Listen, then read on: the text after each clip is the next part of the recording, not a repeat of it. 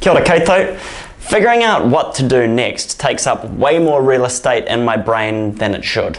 And as it happens, prioritization is one of the hardest things for the human brain to do. Who knew? But think about it.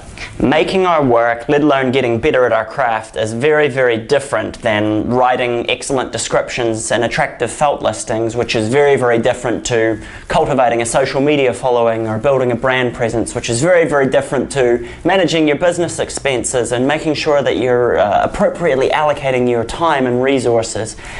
Deciding what to do next is both really hard and really, really important.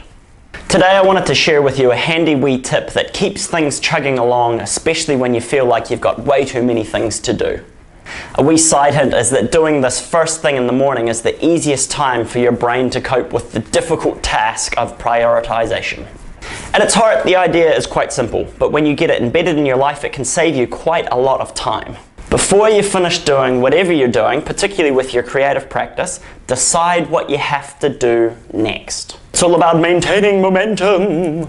This is a blend of 1, writing a to-do list, and 2, selecting the one most important thing to do next.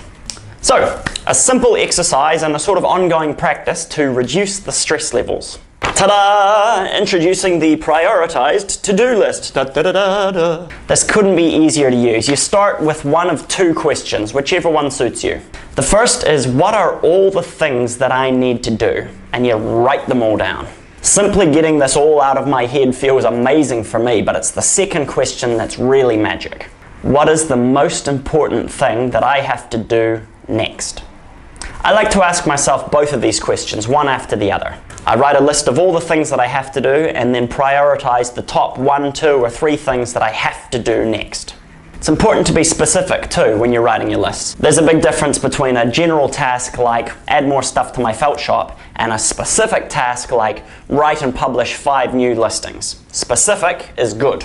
Writing the list and selecting what I have to do next takes minutes, but what it returns to me is so much more productive time.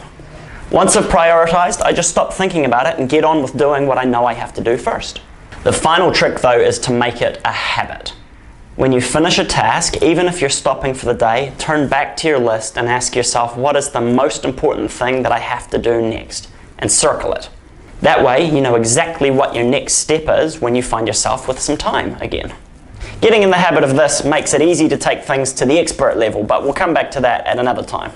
I would really encourage you to start one of these lists, perhaps thinking about your felt shop. What is the single most important thing that you have to do to make your felt shop spectacular? Let me know how I can help. Until next time.